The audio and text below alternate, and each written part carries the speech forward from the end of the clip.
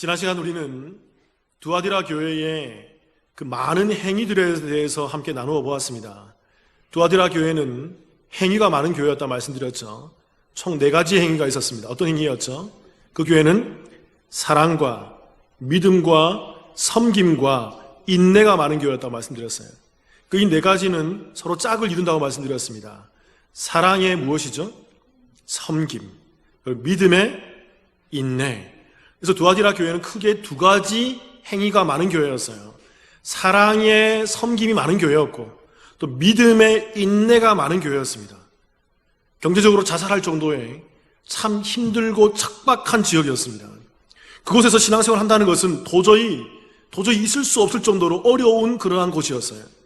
그런데 그곳에서 두아디라 교회 성도는 그 사랑으로 잘 섬기고 있던 교회라는 거죠. 근데 거기서 끝나지 않고 믿음으로 잘 인내하고 있던 교회라는 것입니다.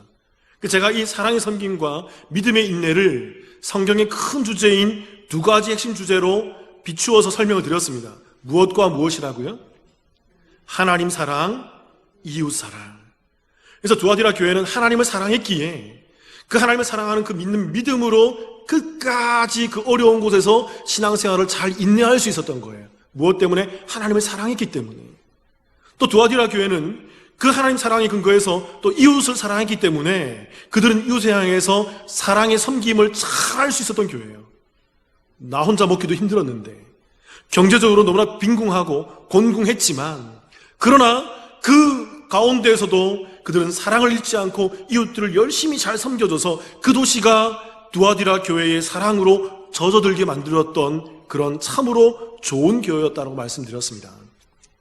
그런데 여러분, 자, 이 하나님 사랑, 이웃 사랑을 설명하면서 성경에 이 하나님 사랑, 이웃 사랑을 가장 잘 설명하고 있는 한 말씀이 있다고 말씀드렸죠. 무슨 비유라고 말씀드렸습니까? 어떤 비유라고 그랬죠? 굿 사마리탄, 그죠? 선한 사마리아인의 비유라고 말씀드렸죠. 이 선한 사마리아인의 비유가 성경 전체에서 물론 다른 구절들도 많이 설명하고 있지만 제가 볼 때는 이 복음서 가운데에서 가장 하나님 사랑, 이웃 사랑을 잘 설명하고 있는 구절이라고 설명드렸어요. 제가 오늘 이 선한 사마리아인의 비유가 이 누가복음에 나오는 10장의 이 일들을 좀 더 여러분께 더 깊이 좀 설명드리려고 함께 시간을 따로 할애했습니다. 자, 여러분 생각해 보세요. 선한 사마리아인의 비유의 시작이 무슨 질문으로 시작했다고 말씀드렸습니까? 한 율법 교사가 나와서 무슨 질문했죠? 선생님, 영생이 무엇입니까? 라는 질문했다는 거죠. 영생이라는 것은 구원인데 예수님, 우리가 이 땅 가운데서 구원받으려면, 영생하려면 내가 무엇을 해야 됩니까? 라고 얘기했던 거죠. 그때 예수님께서 그 율법사에게 질문하죠. 성경에 뭐라 기록되어 있니? 그래서 율법사의 대답이 무엇입니까? 무슨 사랑? 하나님을 사랑하고 이웃을 사랑하라고 기록되어 있습니다. 라고 얘기했다는 거죠. 그러니까 여러분 잘 생각하셔야 돼요. 영생, 구원이라는 것은 우리가 구원받아서 영생한다는 것은 뭘 해야 되는 거예요? 하나님을 사랑하고 이웃을 사랑해야 되는 거예요. 다시 한번 더. 여러분 이 정의를 잘 생각하셔야 돼요. 우리가 구원받은 백성이라고 한다면, 아니 우리가 구원받으려고 한다면 내가 하나님의 백성이 되어서 천국 백성이 되어서 영생하는 존재가 되려고 한다면 내 안에 2가지 모습이 있어야 됩니다. 첫 번째는 누구를 사랑해야 돼요? 하나님을 사랑하는 모습이 있어야 돼요. 그 2번째는 무슨 모습이 있어야 되죠? 이웃을 사랑하는 모습이 있어야 된다고요. 그때 이 율법 교사의 질문이 뭐였습니까? 2번째 질문. 그러면 예수님 어떤 질문했어요? 내 이웃이 누구입니까? 라는 질문하는 거죠. 여러분 그가 왜 그러면 내가 하나님을 어떻게 사랑할 수 있습니까? 라는 질문하지 않고 내 이웃이 누구입니까? 라는 질문할까요? 왜 그럴까요? 그는 유대인이었잖아요. 율법 교사였잖아요. 말씀을 잘 알고 말씀을 잘 지키고 말씀을 연구하고 말씀을 가르치는 사람이었어요. 그렇기 때문에 그는 당연히 하나님을 뭐 한다고 생각했어요? 사랑한다라고 전제를 깔고 있는 거예요.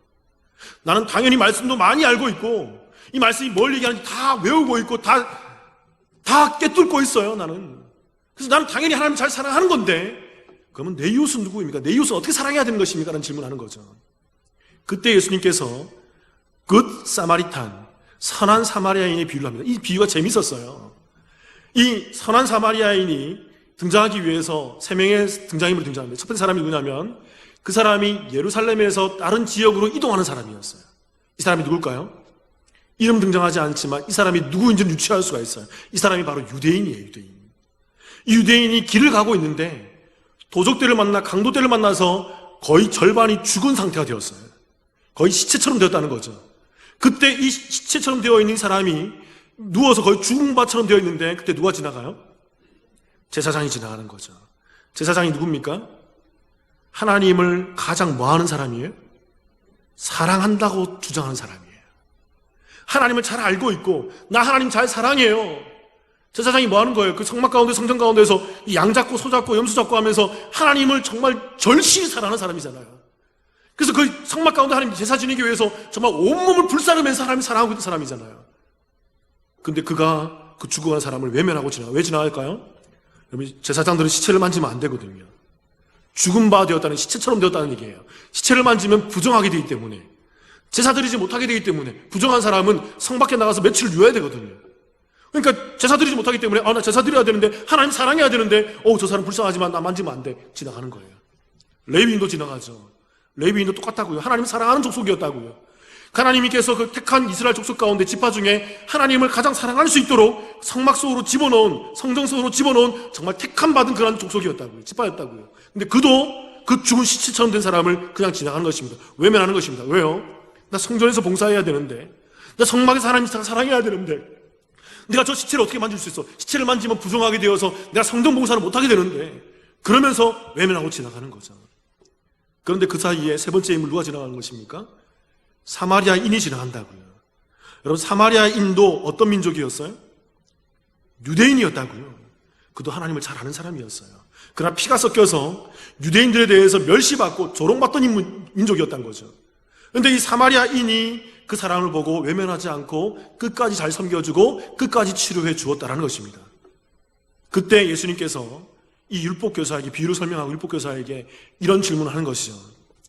이 셋 중에 누가 참 이웃이 되었느냐? 그때 율법교사가 뭐라고 대답했다고요? 그 사마리아인이 참 착한 일을 했습니다. 좋은 일을 했습니다. 라고 대답하지 않았다고 말씀드렸죠. 뭐라고 말씀드렸습니까? 자비를 베푼 자니이다. 사마리아인이라고 말하면 존심이 상하니까, 자존심이 허락지 않으니까. 이 사람은 여전히 누구를 사랑하지 못해요? 사마리아인을 사랑하지 못한다고요. 그 이웃을 사랑하지 못하는 사람이라고요. 그 원수를 사랑하지 못하는 사람이라고요. 그렇기 때문에 그는 사마리아인이라는 그 이름을 부를 수 없는 거죠. 그래서 자비를 베푼 자니이다. 그러면서 약간 왜곡되게 예수님 앞에 답을 하고 있는 모습을 보이고 있더라는 것입니다. 여러분 잘 보세요. 자, 이제 핵심을 던져드릴게요. 성경 전체에서 영생, 구원이라는 것은 무엇과 연관이 되어 있을까요? 이런 질문 드려볼게요. 성경 전체에서 영생, 구원이라는 것은 누구랑 연결이 되어 있을까요? 누구랑 연결되어 있어요? 예수 그리스도와 연결이 되어 있는 거예요. 아시겠습니까? 여러분, 이 말씀을 이렇게 귀결시키셔야 돼요. 이 율법교사가 질문한, 선생님, 영생이 무엇입니까? 어떻게 해야 영생 받습니까? 질문 드릴게요, 여러분. 어떻게 해야 영생 받습니까? 어떻게 해야 구원 받습니까, 우리가? 우리가 예수 믿어야 구원받는 거예요. 빙고. 정답이에요, 여러분. 예수 믿지 않으면 무엇입니까, 여러분? 아무리 착한 일을 많이 해도, 아무리 예배를 잘 드려도, 아무리 성경 말씀을 잘 읽어도, 아무리 찬양을 아주 아름답게 잘한다 하더라도 예수 믿지 않으면 어떻게 되는 거예요? 영생할 수 없는 거예요. 구원받지 못하는 것입니다. 그러니까 여러분, 예수를, 그리스도를 믿는다는 것은, 여러분, 이것은 어떤 거예요? 단순히 말만의 고백이 아니잖아요. 말뿐인 고백이 아니잖아요. 그래서 나의 전인격적인 고백인 것입니다. 믿는다는 것을 잘 생각하셔야 돼요. 내 삶의 주인이 예수 그리스도입니다라는 그 고백이 믿음인 거예요. 그래서 나는 예수 그리스도를 믿어서 내 삶의 전인격이 예수 그리스도를 통해서 내가 하나님을 바라보고 예수 그리스도를 통해서 내 이웃을 바라봅니다라는 것이 믿음의 고백인 거예요. 그래서 그 예수 그리스도를 믿는 자들이 누구를 바라볼 수 있어요? 하나님을 바라보고 또 누구를 사랑할 수 있어요? 하나님을 사랑할 수 있는 거예요. 아시겠습니까? 질문 드려볼까요, 여러분? 우리가 하나님을 어떻게 사랑할 수 있죠? 그냥 교회 나와서 나 하나님 너무 사랑해요. 교회 나와서 너무 좋아. 나 하나님 너무 사랑해요. 이게 사랑입니까? 아니에요. 내가 하나님을 사랑합니다라는 그 고백 가운데 중심 가운데 있어야 될 분이 누구냐면 바로 예수 그리스도예요. 나 예수 그리스도를 통해서 누구를 바라보고 누구를 사랑하는 거죠? 하나님을 바라보고 하나님을 사랑할 수 있는 거예요. 그게 하나님 사랑의 비결인 것입니다. 그러니까 여러분, 성경이 말하는 사랑, 자, 예전도 설명드렸습니다. 사랑이라는 것의 실체는 누구입니까? 예수 그리스도예요. 예수 그리스도. 그래서 하나님께서 우리를 사랑하신 하나님의 그 우리를 사랑하는 그 방법이 예수 그리스도였어요. 그 십자가와 부활. 그 십자가와 부활, 그 복음이 하나님이 우리를 사랑하신 하나님의 사랑의 방법이었고, 우리 또한 하나님을 사랑할 수 있는 유일한 방법이 나를 구원해내신 그 십자가와 부활을 통해서 하나님을 바라보면서 나를 구원하신 하나님, 그리스도를 통해서 나를 구원하신 하나님 너무 감사합니다, 하나님 사랑합니다 라고 말하는 것이 하나님의 사랑이에요. 아시겠습니까? 그리고 그 사람들이 그 예수 그리스도를 통해서 누구를 바라보는 걸까요? 하나님을 사랑했다 그러면 그 사랑이 충만해지면 그 다음에 누구를 바라보는 거예요? 내 이웃들을 바라보는 것입니다. 근데 이웃들을 바라볼 때도 누구를 통해서 바라볼까요? 내가 바라보면 원수잖아요. 내가 바라보면 미워 죽겠잖아요. 그런데 내가 보지 않고 내 삶의 중심인 누구? 예수 그리스도를 통해서 내 이웃을 바라보는 것입니다. 그렇게 바라볼 때 내 이웃의 두 가지 모습이 보인다는 거죠. 어떤 모습이 보이죠? 창조와 구속의 모습이. 그래서 그 원수를 바라보면서 도저히 용서할 수 없는 내 이웃들 바라보면서 하나님의 형상이 저 사람에게도 있네. 하나님의 형상과 모양이 저 사람에게도 있네. 하나님께서 저 사람을, 저 원수와 같은 사람, 미워 죽겠는 저 사람을 하나님의 형상과 모양으로 만드셨네. 하나님의 모습이 보이기 시작하는 거예요. 그리고 그에게 더 중요한, 저 미워 죽겠는 저 원수와 같은 사람을 통해서 예수님이 죽으셨구나. 예수님이 여러분 나만을 위해 죽은 게 아니잖아요. 내 원수를 예수님께서 구원하기를 원하실까요? 원하지 않을까요? 원하시잖아요. 그래서 예수님께서 저 사람을 위해서도 죽으셨구나. 그러면서 주님의 구원의 구속의 은혜를 바라보면서 우리가 그를 뭐 하는 거죠? 사랑할 수 있게 되는 거예요. 여러분 잘 아셔야 돼요. 나도 하나님과 예수님이 있기 전에는 나도 하나님과 뭐였어요? 하나님과 나와의 관계가 뭐였어요? 원수였다고요. 우리가 하나님께 나아갈 수 없고 하나님 우리를 외면하고 우리 쳐다도 보지 않는 원수였다고요. 근데 그 하나님과의 원수였던 내 사이를 그리스도로 연결해 주셔서 하나님을 사랑할 수 있는 존재로 만들었고 하나님 우리를 사랑하는 식으로 만들었다고요. 그러니까 나와 내 이웃의 원수 같은 관계 속에서도 누가 들어와야 되는 것입니까? 예수 그리스도가 들어와서 그를 그 모양과 형상으로 만드신 그 하나님의 창조를 바라보며 그를 구원해내신 그 십자가와 부활을 바라보며 그 원수를 바라보면 나는 사랑할 수 없지만 하나님의 그 사랑의 근거에서, 복음의 근거에서 그 이웃들을 뭐 할 수 있는 거예요? 사랑할 수 있는 것입니다. 그러니까 여러분, 오늘 등장했던 이 율법교사, 그 제사장, 레위인, 다 어떤 사람이에요? 그들은 하나님을 사랑함네라고 말하지만 하나님을 사랑하지 않는 자였습니다. 근데 하나님의 사랑이 뭔지 몰랐어요. 그래서 그들이, 그 유대인들이 예수님을 십자가 못 박혀 죽여버리는 거예요. 하나님 사랑을 모르기 때문에. 이게 무슨 하나님 사랑이야? 이게 무슨 구원이야? 이게 무슨 영생이야? 이게 무슨 천국이야? 이것으로 말미암아 우리가 어떻게 착할 수가 있어? 율법을 잘 지켜야지. 피가 섞이면 안 되지. 우리 정통을 잘 지키고 우리끼리만 잘 살아야지. 그게 안 믿는 거라고요. 이들은 하나님의 구속의 사랑이 없기에 그들은 하나님을 사랑한다고 말하면서 하나님의 그 창조와 구속으로 저 죽어가는 형제들 이웃을 바라보지 못하기 때문에 그들은 절대로 그들의 이웃인 사마리아인을 사랑하지 못하는 사람이 되는 것입니다. 용서하지 못하는 사람이 되는 거예요. 그래서 그가 결국은 그 율법교사, 그 제사장, 그 레위인이 결국은 어떤 사람일까요, 여러분? 하나님을 사랑하지 않는 사람이에요. 아시겠습니까? 잘못 믿고 잘못 알고 있어요. 그게 하나님을 사랑하지 않는 거라고요. 예수 그리스도를 믿지 않는 게. 제가 이 하나님 사랑, 이웃 사랑에 대해서 좀 더 깊이 나눌 텐데 세 가지의 모습에 대해서 나눠드릴게요. 첫 번째는 뭐냐면요, 하나님 사랑, 이웃 사랑에서 우리가 세 가지 모습을 알아야 되는데, 첫 번째는 하나님 사랑, 이웃 사랑의 순서를 알아야 돼요. 순서가 중요하다는 것입니다. 여러분 성경에 꼭 보면요, 꼭 어떻게 나와 있어요? 이웃을 사랑하고 하나님을 사랑하라라는 식으로 안 나와요. 꼭 뭐가 먼저 나옵니까? 하나님을 사랑하고, 하나님을 먼저 사랑하고 그 다음에 무엇을 해라? 이웃을 사랑해라라고 말을 하고 있다는 것입니다. 우리가 이웃을 사랑해야 돼요. 그런데 여러분 잘 아셔야 돼요. 우리가 하나님을 사랑하지 않고, 아까 얘기했듯이 예수 그리스도를 믿는 믿음 없이 이웃을 많이 사랑하는 것은, 그것은 세상이 말하는 사랑이에요. 그 사랑 많이 하고, 제가 누차 얘기하잖아요. 어디 간다고? 지옥 가는 거예요, 여러분. 구원받지 못하는 거예요. 그건 영생과 상관이 없다고요. 근데 여러분, 그런 사랑 우리 기독교인들 많이 해요. 여러분 많이 하세요. 제가 하지 말라는 얘기 아닙니다. 좋은 일 많이 하시고 선한 일 많이 하고 정말 착한 일 많이 하세요. 더 하셔야 돼요. 많이 하셔야 돼요. 그런데 여러분 전제 조건이 있습니다. 그 좋은 일 많이 하기 전에 먼저 누구를 사랑해야 돼요? 하나님을 사랑하셔야 돼요. 예수를 먼저 믿으셔야 된다고요. 예수 먼저 믿고 하나님 사랑한 다음에 그 하나님의 사랑의 근거에서, 나를 구원해 주신 그 예수 그리스도의 사랑, 그 복음의 근거에서 그 예수 그리스도를 투영해서 내 이웃을 바라볼 때, 그제서야 성경이 말하는 제대로 된 사랑, 성경이 말하는 그 원수를 사랑할 수 있는, 도저히 용서할 수 없는 사람을 사랑할 수 있는 그 사랑이 실천되는 거라고요. 세상은 원수 사랑할 수 없습니다, 여러분. 절대 나의 시각으로, 내가 주인 된 시각으로는 원수인데 어떻게 사랑합니까? 용서할 수 없는데. 근데 그리스도를 사랑함, 그리스도를 통한 그 하나님의 사랑을 먼저 충분히 깨닫는 사람은 그들을 사랑할 수 있다는 거죠. 제가 이 모습을 제가 전도로 설명을 해볼게요. 여러분, 전도는 누구만이 할 수 있습니까?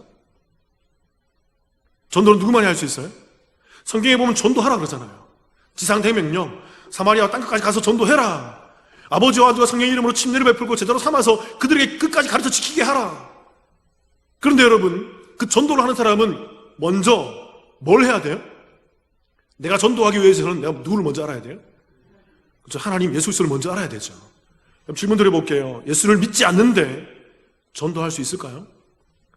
예수 그리스도를 믿지 않는데 제대로 된 전도를 할 수 있을까요? 물론 전도가 될 수도 있어요. 하나님께서는 그런 방법도 나타날 수 있습니다. 그러나 진짜 제대로 된 전도는, 진짜 오리지널 전도는 뭡니까? 내가 먼저 하나님의 구원을 경험하는 것입니다. 복음이 무엇인지, 말씀이 무엇인지, 예수 그리스도가 나를 위해서 죽으시고 부활하셔서 내가 구원받아서 영생한다는 게 뭔지를 충분히 깨달아야 돼요. 그래서 너무 깨닫고 너무 좋으니까 내 자녀에게, 내 남편에게, 내 아내에게, 내 주변에 있는 사람들에게, 예수 믿어, 예수 믿으면 너무 좋아, 우리가 구원받는 거야, 영생하는 거야, 이 땅이 다가 아니야, 영원히 있어, 확신 가운데 증거할 수 있잖아요. 그러니까 여러분, 하나님 사랑, 이웃 사랑하기 위해서, 우리가 이 이웃을, 성경이 말하는 이웃을 사랑하기 위해서는 전제 조건이 있어요. 먼저 뭘 해야 돼요? 하나님을 먼저 사랑하자.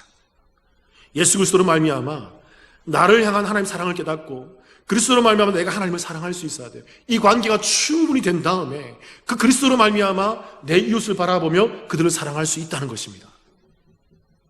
또 하나님 사랑, 이웃 사랑에 있어서 두 번째로 우리가 중요하게 봐야 될 게 뭐냐면 방법이에요. 우리가 어떻게 하나님을 사랑하고 이웃을 사랑할 수 있을까요? 방법이 뭘까요? 마태복음 22장 37절부터 39절 한번 볼게요. 제가 한번 읽어보겠습니다. 잘 보세요. 예수께서 이르시되 내 마음을 다하고 목숨을 다하고 뜻을 다하여 주 너의 하나님을 사랑하라 하셨으니, 38절 같이 읽겠습니다. 시작. 이것이 크고 첫째 되는 계명이에요. 그러니까 여러분, 예수님께서 말씀하시죠. 이것이 그 크고 첫 번째 되는 가장 중요한 계명이 뭐다? 먼저 뭐 하라? 하나님을 사랑하라는 것입니다. 이게 우선이 돼야 되는 것이에요. 이것이 되지 않고 이웃을 사랑하는 것은 성경이 말하는 사랑이 아니라고요. 먼저 하나님을 충분히 사랑하고 그 다음에 39절 같이 한번 읽어보겠습니다. 시작. 둘째도 그와 같으니 내 이웃을 내 자신같이 사랑하라 하셨으니. 여기서 설명하고 있어요. 두 번째, 이웃을 사랑하는데 어떻게 사랑하는 것입니까? 그와 같으니라는 거예요.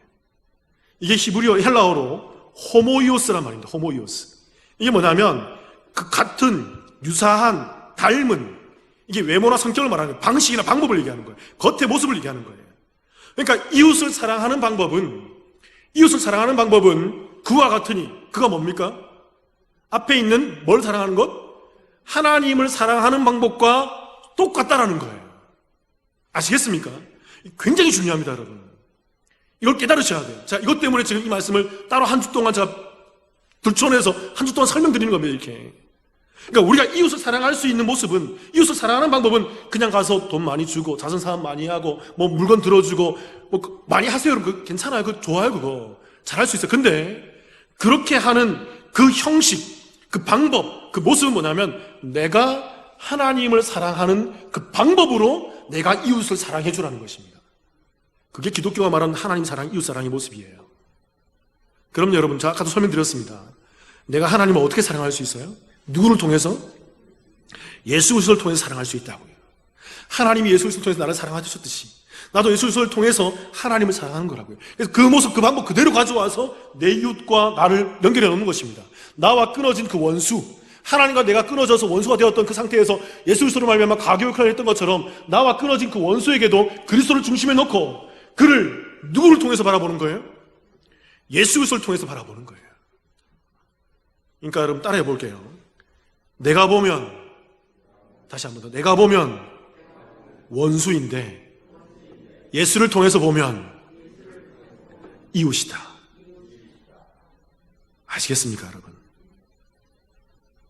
그러니까 여러분, 제가 이 미움의 감정이 사라진다는 게 아니에요, 여러분.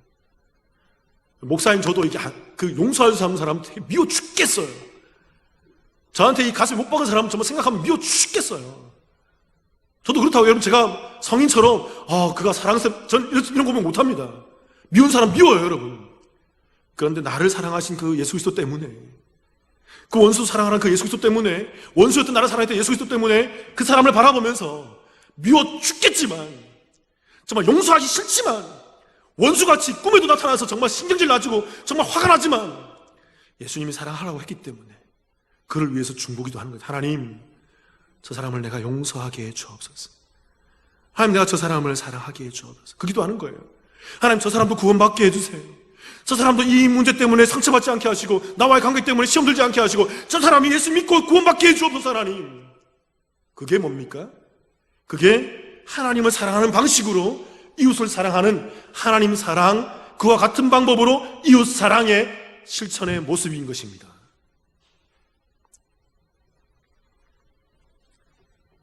잘 아셔야 돼요, 여러분. 하나님과 우리 사이에는 원래 담이 있었어요. 무슨 담이죠? 이게 죄의 담이었다고요. 이 죄의 담을 하나님께서 예수 그리스도가 오셔서 그 담을 다 허물어 뚫으신 것입니다. 그래서 우리가 하나님을 볼 수 없었고 하나님 우리의 말씀을 듣지도 않았는데 그리스도가 그 담을, 죄의 담을 무너뜨리셔서 원수되었던 하나님과 나 사이를 하나님과 연결시켜 줬던 거예요. 그 십자가로. 그래서 우리가 하나님을 사랑하고 하나님이 우리를 사랑하는 그 관계가 형성되었던 것입니다. 그래서 우리가 그 방식으로, 하나님이 우리를 사랑하셨던 그 방식으로 우리 이웃들을 사랑해내야 되는 거죠. 그게 복음적인 사랑이고, 그게 성경적인 사랑이고, 그게 기독교인의 사랑이고, 이게 교회가 해야 될 사랑이고, 이게 전도예요. 그러니까 여러분, 한 번 더 따라해 볼게요. 하나님의 사랑의 방법은 예수 그리스도이다.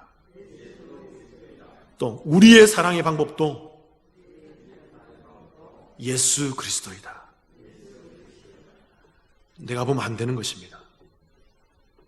또 하나님 사랑, 이웃 사랑의 세 번째 모습은요, 그럼 얼마만큼 사랑해야 될까요? 그 정도가 어느 정도일까요? 다시 한 번 더 마태복음 22장 39절 제가 읽어볼게요. 이런 말씀이 있어요. 잘 보세요. 둘째도 그와 같으니 내 이웃을 내 무엇같이? 자신같이 사랑하라 하셨어요. 여러분, 이 이웃에는 누구도 포함돼요? 원수도 포함되잖아요. 여러분, 원수를 어떻게 내 자신같이 사랑할 수 있어요? 자, 고백할게요. 저는 원수를 바라보면, 정말 미워 죽겠는 사람을 바라보면 생각만 해도 내 자신처럼 여길 수가 없어요. 그에 대한 미움의 감정이 사라지지 않습니다. 근데 성경은 내 자신같이 사랑하라면서요. 그러면 내 자신같이 사랑하는 것이 어떤 것이 내 자신같이 사랑하는 걸까요? 자, 다 설명드렸어요, 앞에서. 어떤 걸까요? 내가 원래는 하나님과 뭐였다? 예수 그리스도가 오기 전에는 내가 원래 하나님과 뭐였다? 원수였다고요. 내 자신이 원래 원수였다고요. 그런데 그 원수 같은 나를 예수 그리스도가 오셔서 하나님과 함께 사랑하는 관계로 만들어주신 것입니다. 그러니까 그런 나의 모습을, 나의 실존을 발견해야 돼요. 실체를 발견해야 돼요. 그래서 그 이웃을 바라보면서 그 이웃의 원수 같은 모습이 결국 원래 누구 모습이었다? 하나님과 나와의 관계에서 내 모습이었어요. 그게 내 자신가치예요. 아시겠습니까? 그를 바라보면서 저 사람과 나 원수지만 내가 하나님과 원수였는데 예수님이 나의 그 죄의 담을 허물어 주셔서 내가 하나님 사랑하는 사람이 되었구나. 저 사람이 나와 원수지만 하나님이 창조하셨고 예수님이 구원하셨던 그 놀라운 하나님 사람이겠지. 그러면서 그리스도를 투영해서 그리스도의 안경으로 그리스도의 프리즘으로 그를 바라보면서 그와 나와 사이에 있는 담을 허물어 내셔야 되는 것입니다. 그래서 이런 기도가 나와야 돼. 하나님 정말 미워 죽겠지만, 솔직하셔야 돼요 여러분. 안 미운 게 아니잖아요. 미워 죽겠지만 하나님께서 그리스도를 통해서 나를 사랑하셨듯이 나 또한 구원받은 자로 그를 내 몸과 같이, 원수와 같았던 내 몸과 같이 그를 바라보면서 예수 그리스도의 이름으로 저 사람이 축복받고 저 사람이 이 땅에서 잘되고 저 사람이 하나님의 구원받은 백성으로 세워지기를 하나님 원합니다. 저 사람을 축복해 주옵소서 라고 그를 향해서 축복 기도해주고 사랑해 줄 수 있는 존재가 되는 거예요.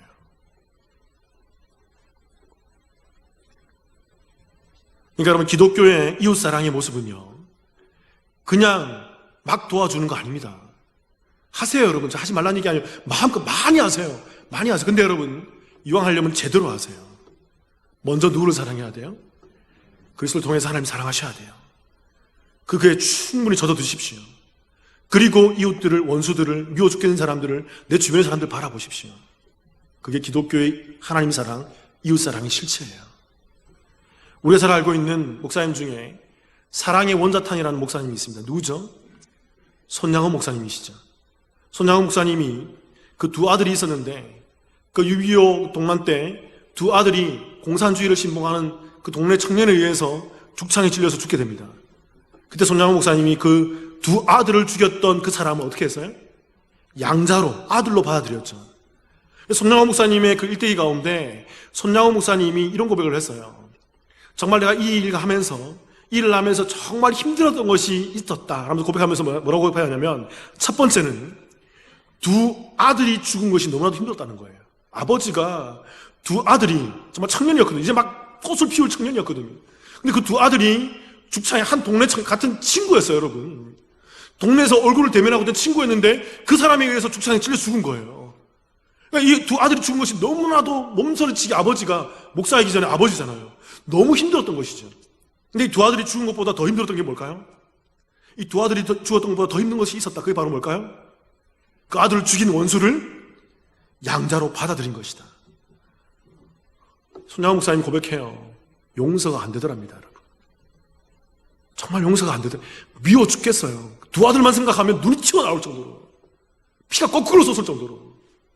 근데 그 아들을, 그 사람을 양자로 받아들인 것이 도저히 힘들더라는 것입니다. 그런데 여러분, 손양원 목사님이 세 번째 고백해요. 이것보다 더 힘든 것이 있었어. 뭔지 아십니까? 이것보다 더 힘들었던 것은 뭐냐면, 자신의 가족들을, 그 사람을 양자로 받아들이기에 설득하는 일이 제일 힘들었다고 얘기해요. 아내가. 또 그 딸 손동희 권사님이, 지금 권사님이신데, 손동희 권사님이 이런 얘기를 하더라는 거죠. 아빠 미쳤어? 아빠 미쳤어? 오빠를 죽인 사람을 아들로 받아들인다고? 그럼 내가 그 사람을 오빠로 불러야 되는데, 내가 오빠 부를 때마다 하늘나라에 있는 그 오빠들이 뭐라고 그러겠어? 아빠 미쳤어? 왜 그러냐고? 아빠는 왜 이상한 짓을 하냐고? 왜 그러냐고? 그때 손양원 목사님이 그 딸을 설득하면서 이렇게 고백했어요. 자, 한번 읽어볼게요. 그러니 동희야, 잘 생각해봐라. 그 학생을 죽여서 우리에게 무슨 이득이 되겠느냐? 그가 죽는다고 오빠들이 살아나올 것 같니? 그를 살리고 그의 영혼을 구한다면 오히려 하나님의 명령에 우리가 순종한 것이 아니니? 한 인간의 타락한 영혼을 구제해준 보람도 우리가 느낄 수 있지 않겠니? 그러니까 손양원 목사님은 그 자신의 두 아들을 죽인 사람을 무엇으로 바라보는 거예요? 원수로 바라보지 않고 하나님께 구원받아야 될 한 영혼으로 바라보는 거예요. 예수 그리스도로 투영시키는 것입니다. 손양원 목사님이 고백했다고요. 도저히 사랑하기 힘들었다고. 그 양자를 볼 때마다 두 아들이 어른거리는데 매일 밤 눈물로 지새면서 하나님, 내가 어떻게 해야 됩니까? 어떻게 해야 됩니까? 하나님. 그런데 그 속에서 예수 그리스도를 통해서 그 영혼을 바라보니까 그 영혼에 대한 하나님의 구속과 하나님의 창조와 하나님의 그 사랑의 모습들이 보이더라는 것입니다. 그래서 그가 계속 얘기하는 거예요. 계속 안 된다고 하는 그 딸을 향해서 이렇게 얘기하는 거죠.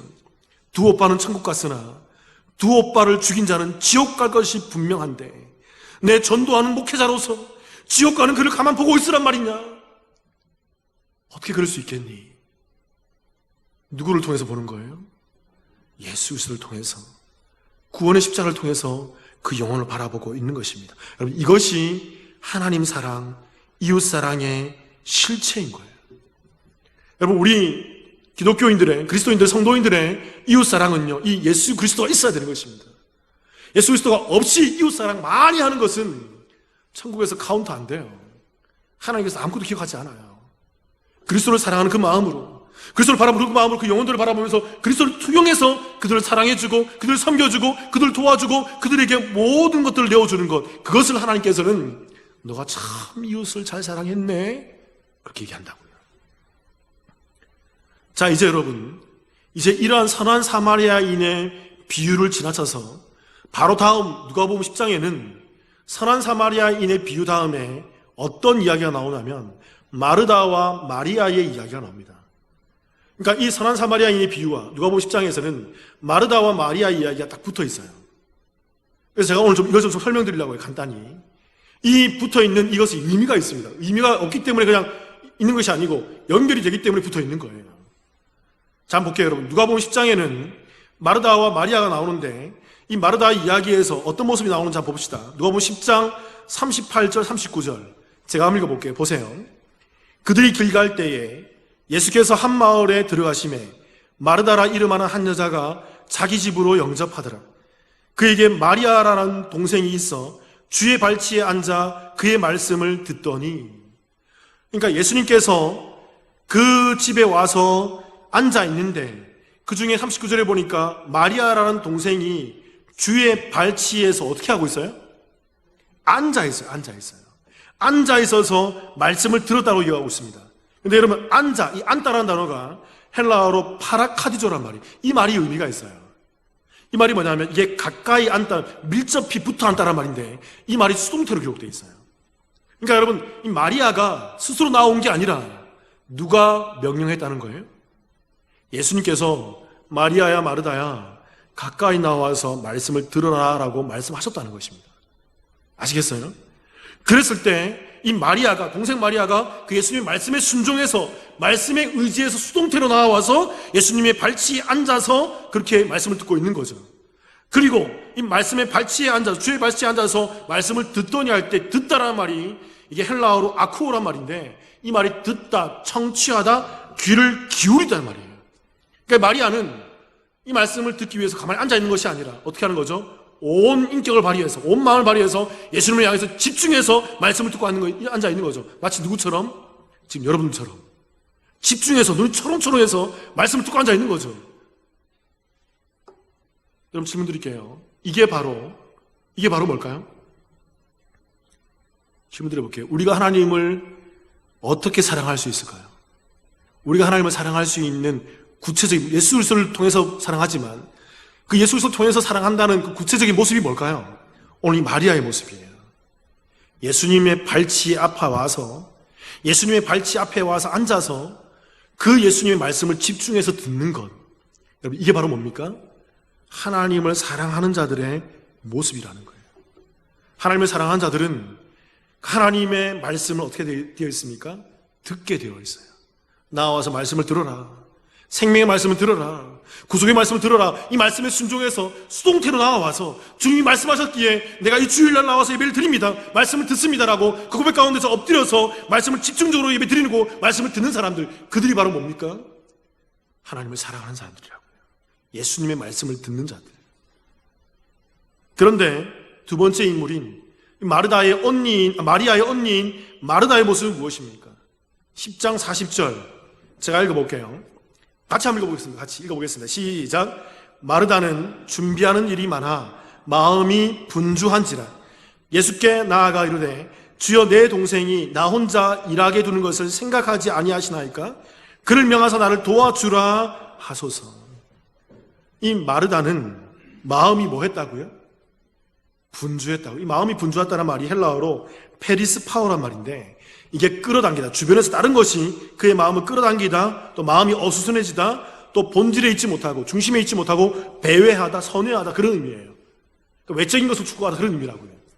그러니까 지금 이 마르다는 나와서 말씀을 들으라는 그 말씀의 본질에 집중하지 못하고, 그 마음이 무엇에 빼앗겨 있는 것입니까?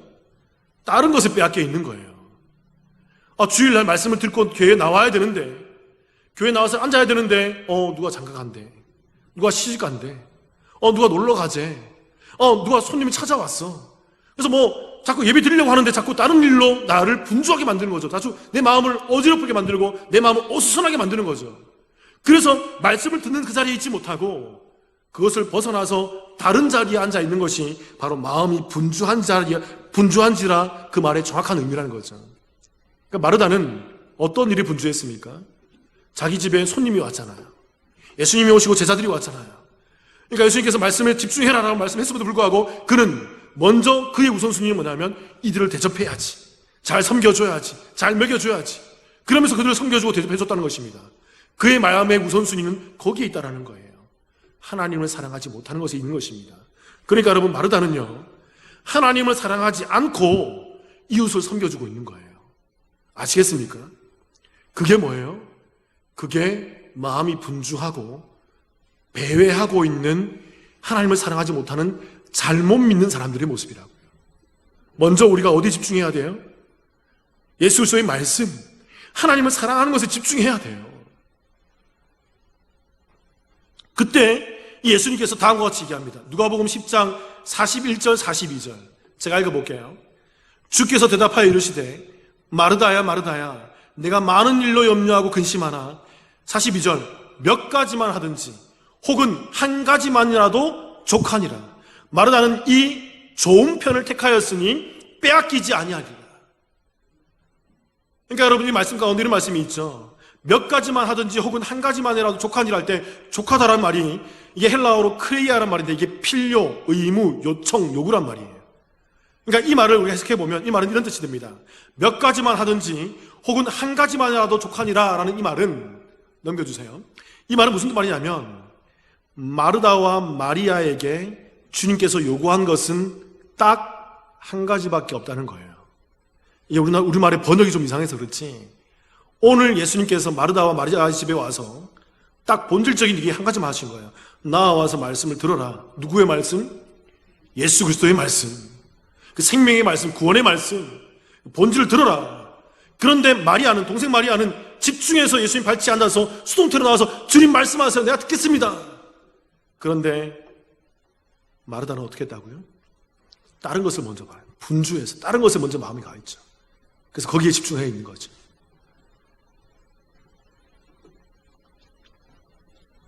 그래서 예수께서 이렇게 하는 것입니다. 마리아는 이 좋은 편을 택하였으니 빼앗기지 아니하리라. 그러면 여기서 말하는 이 좋은 편이 뭘까요? 마리아는 누구를 택했어요? 예수 그리스도를 택한 거예요. 그게 좋은 거라고요. 그게 좋은 편이라고요. 그게 본질이라고요. 그래서 그 좋은 편을 택하고 그 말씀에 충분하고 그리스도로 말미암아 충분히 구원과 영생의 가운데 젖어든 상태에서 그 다음에 시장하거든 나아가서 음식 준비하고 대접해라는 거예요. 그때 그 대접과 그 음식 준비와 그 섬김과 그 사랑이 의미가 있다는 것입니다. 근데 여러분, 교회에 보면요, 실제로 이런 교회들이 있어요. 우리 교회는 어찌한지 모르겠지만 교회에서 식사봉사가 있잖아요. 식사봉사, 점심봉사 하는데 이런 분이 있어요. 저는 우리 교회에 이런 분이 없기를 원합니다. 앞으로 나중에 우리가 식사봉사 하게 된다 그러면 이런 분이 없기를 원해요. 식사봉사하기 때문에 예배를 안 드리는 분이 있어요. 식사봉사하기 때문에 예배를 등한시하는 분이 있어요. 그 사람이 바로 오늘 마르다처럼 마음이 분주하고 마음이 빼앗기고 잘못 믿고 있는 거예요. 교회 왜 나왔습니까? 왜 식사를 합니까? 교회 본질이 식사입니까? 말씀입니까? 식사입니까? 예배입니까? 잘 하셔야 돼요.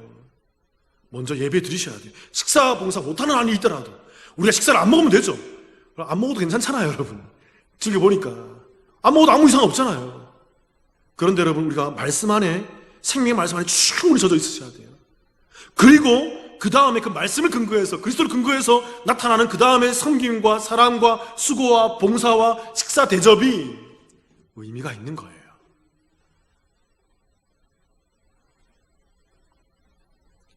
그러니까 여러분, 우리가 이웃을, 우리가 원수를 사랑할 수 있는 그 비결은 예수 그리스도입니다.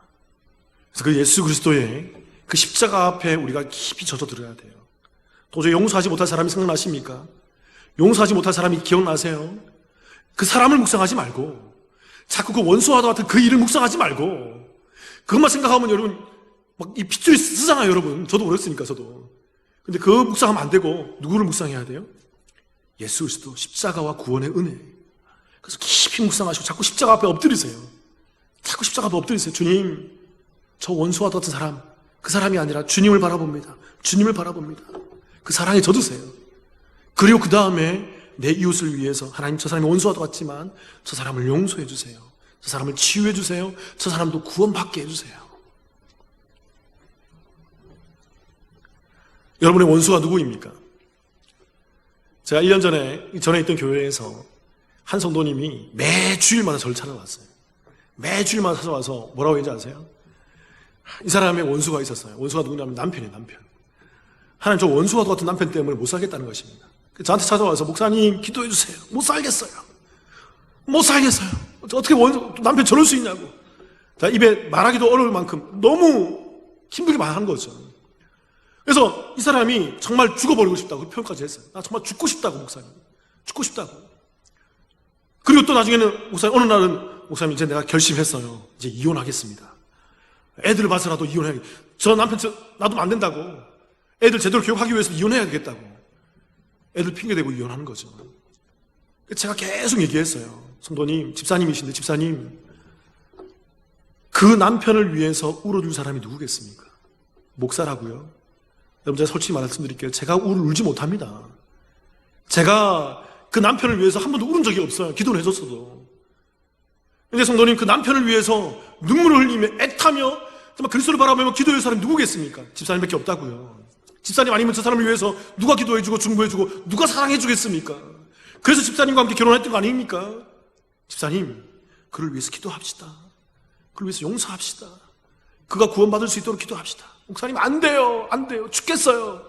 이혼할래요. 제가 남부침례교회 오고 나서 얼마 전에 전화를 했어요. 저한테. 목사님, 막 너무 목소리 편안하더라고요. 목사님, 우리 남편이 요즘에 밤마다 기도해요. 밤마다 우리 집이 부흥해요. 동네 창피해 죽겠어요. 남편이 너무 크게 기도해서. 자기 죄 회개하면서 눈물 콧물 쏟아가면서 엉엉 울면서 기도 안 돼요. 목사님, 너무 창피해서 죽겠어요. 남편 좀 말려달라고. 제가 막 웃으면서 얘기했어요. 집사님, 그게 1년 전에 집사님이 기도했던 그 기도지 않습니까? 그게 이루어졌네요. 그 하나님이 응답받았네요. 축복합니다. 축하드립니다. 잘하셨어요. 여러분, 우리가 원수를 바라볼 때 내가 보면 이혼해야 돼요. 내가 보면 갈라서야 돼요. 내가 보면 죽이고 싶다고요, 여러분. 근데 그리스도를 통해서 그를 바라보시기 바랍니다. 나를 살려내신 그 하나님의 사랑이 근거해서 내 이웃들을 바라보고 그 이웃들을 불쌍히 여기고 그 이웃들의 영혼도 건져낼 수 있도록 살려달라고, 그를 구원시켜달라고 그 하나님께 나와서 기도하는 참 하나님을 사랑하고 이웃을 사랑할 수 있는 우리 남부침례교회 주의 신실한 성도님들이 되시기를 주님의 이름으로 축원합니다. 우리 함께 기도하시겠습니다.